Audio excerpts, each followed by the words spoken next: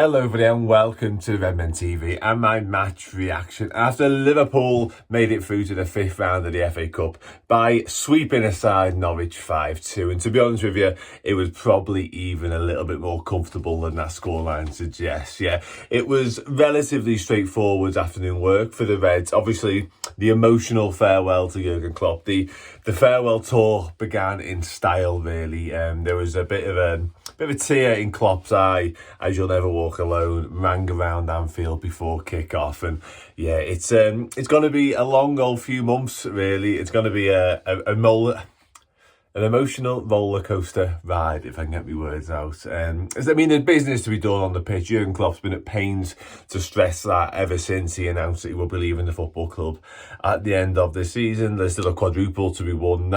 That train keeps rolling on after today, of course. Yeah, the Reds will face Watford or Southampton. That ended 1-1. They've got a replay to play, and that will be at Anfield as well in the 5th round. So not the worst draw in the world, I think it's fair to say. So yeah, a good solid afternoon's work for Liverpool all told. And yeah, there's no complications because it's such a big thing, Jurgen Klopp leaving the football club. Of course, it has been in the headlines ever since it happened, essentially. And it's not going to go anywhere. It's got to be here from now until the end of the season. We may as well get used to it. There's going to be conversations around what it means, what the future holds, who his successor might be, going out in style. Like, can he get the perfect send-off by lifting some silver at the end of the season? I won't say what I wanted to say there.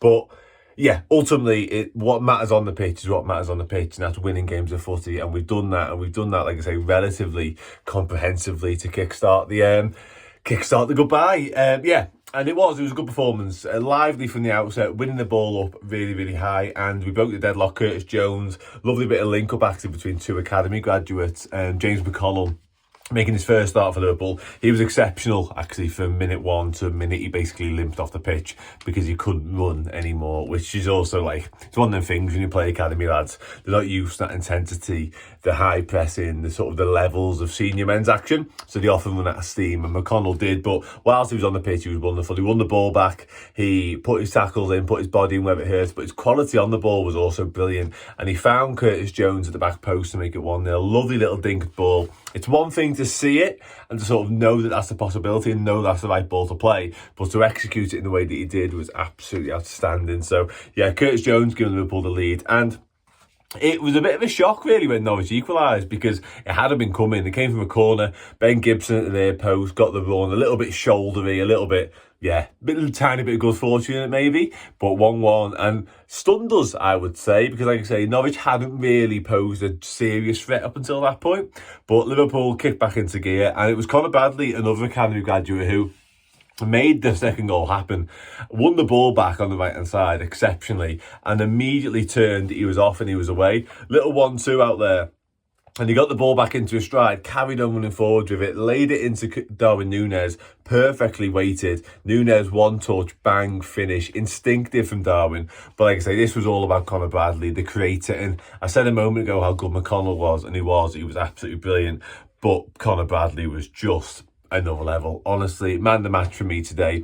Like I said, that determination, that willingness to put the graft in, again, winning the ball back, winning tackles, headers, the lot. He's not shy defensively, but going forward, it's interesting because obviously replacing Trent Alexander-Arnold is nigh on impossible. You can't do like for like there. It just doesn't exist. Like, nobody is as gifted as Trent Alexander-Arnold essentially with the ball at their feet. You're talking Kevin De Bruyne levels of ability. But Conor Bradley does a very good Andy Robertson sort of type impression, in so much as he's getting up and down all the time, he's being an opportunity. His quality's there when it comes to it as well in terms of delivery. He actually gets another assist later on. But yeah, Conor Bradley yet again stood up to be counted, and he's proven to be. Trent's back now, he comes into the game later, as do a couple of other key lads by the way, but Conor Bradley is just proof that we can rely on him, we can call upon him, whether it be starting games, seeing games out, whatever. Trent's back, that's boss, but Conor Bradley is not going anywhere between now and the end of the season. He's got a role to play, he really has. Could have been more. Conor Bradley actually nearly set up another goal. Cody Gakpo,